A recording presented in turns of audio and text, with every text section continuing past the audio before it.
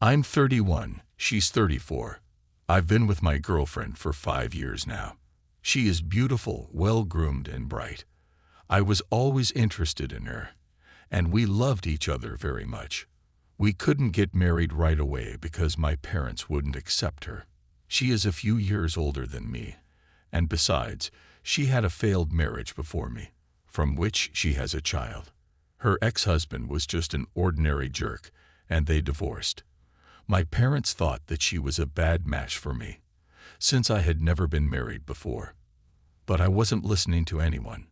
This is my personal life, and it's up to us to decide how we live. I decided that over time, the hostility from my relatives would pass. In the end, that's how it turned out. They're having a nice conversation now. We didn't feel the age difference, but it was only a couple of years. I love her child very much. He became like my own. We became good friends. All her relatives know me. Over the years, I have proved to them that my intentions are very serious, and I maintain good relations with them too.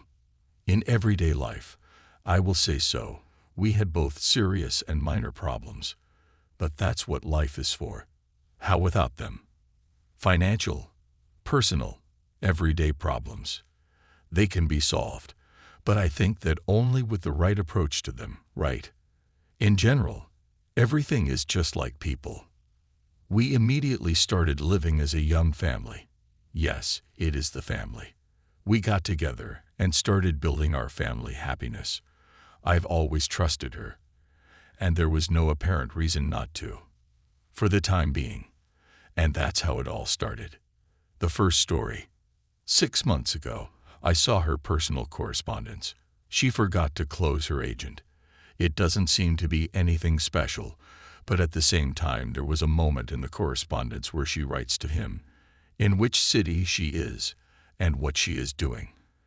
And a little later, on her smartphone, flipping through the WhatsApp correspondence, I saw him among her contacts. A scandal, a showdown. As a result, she explained that it was only a correspondence and nothing more, since that man was from a completely different city. I, in turn, tried to understand her. She said it was the first and last time, but at the same time, she did not give access to her smartphone, did not set a password, and came up with all sorts of excuses.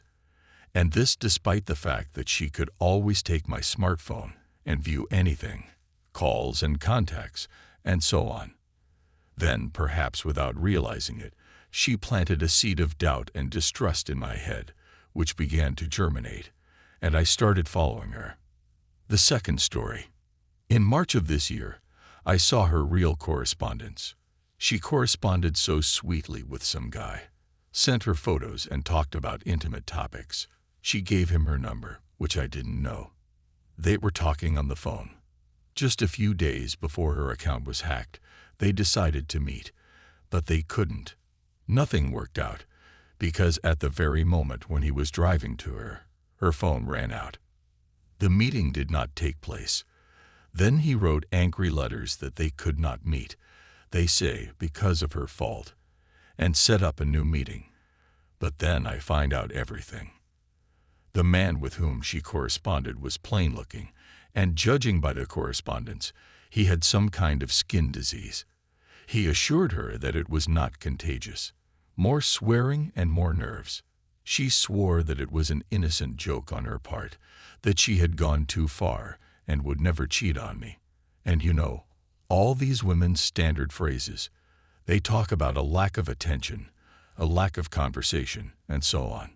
I'm not even talking about my state of mind anymore. I forgave her, because I knew that although it was possible that everything was going to change on her part, there was no betrayal, except for correspondence and phone conversations. I gave you a chance. She deleted herself from social media. I started paying more attention to her, and it kind of calmed down. But there is no smoke without fire. The apogee of the story. After the second case, I installed a program on my computer that tracks keystrokes. You know, ever since she left her email using this program, I've learned the password from her email. I visited her periodically, while she didn't know, and checked her email. Everything was clean. A few days ago, she went to another city to visit her parents. I went to her email, checked. As always, it was empty. I went into my personal account, and it was empty. There is no reason to worry. I have also decided whether it is worth reviewing the history of correspondence. And that's it. Holy shit, my life collapsed at that very moment. I found out from the correspondence that from the very moment we decided to live together, she had been dating her lover in parallel. And it lasted for a very long time, until their communication went to WhatsApp, and the traces of correspondence were lost. The scheme is the same. She gives him a number that I didn't know. I only know from saved correspondence that she met with him, and repeatedly, and cheated on me, and in a very perverted way. They always had a habit of discussing their meeting the next day. He and she did not hide the fact that they have their own couple, but for them, it was the norm along the way. When he asked to go to her house, to the house where we lived with her at that time, she replied that she was not alone at home and lived with her brother. Have you found out who the brother is? Yes, you guessed it. My brother is me. Kick-ass is simple. This is only a small fraction of what I have read. It's just disgusting and disgusting. It's good that she went to another city. If she had been there at that moment, I swear to God, I wouldn't have held back. Since she is far away from me now, I told her on the phone that I had discovered another of her lies and that I was leaving her.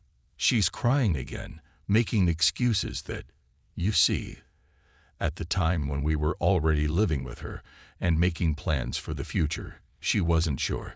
You can't imagine. This is her excuse when I took responsibility for her life, for the life of her child, coped with the misunderstanding of my parents. After all, when I loved her madly and told everyone that I had a wife, not a girlfriend, and she knew it. It's all her excuse. Even if we weren't married, we lived as a full-fledged family. When even all our neighbors thought we were a married couple, that's what our relationship was like. According to her, it turns out that the stamp in the passport would have kept her from cheating. Fuck him. Not sure about me. Change it once. Do it for yourself. But not for 3 years. And all these years she has brazenly betrayed me. And all this time I was thinking only about her and our well-being. He took care of everything, shared everything, and dreamed of a strong and friendly family. You know, it also killed me that she says that she and her lover have not been dating for a long time since he got married. That's how she turned out to be a moralist with high moral standards.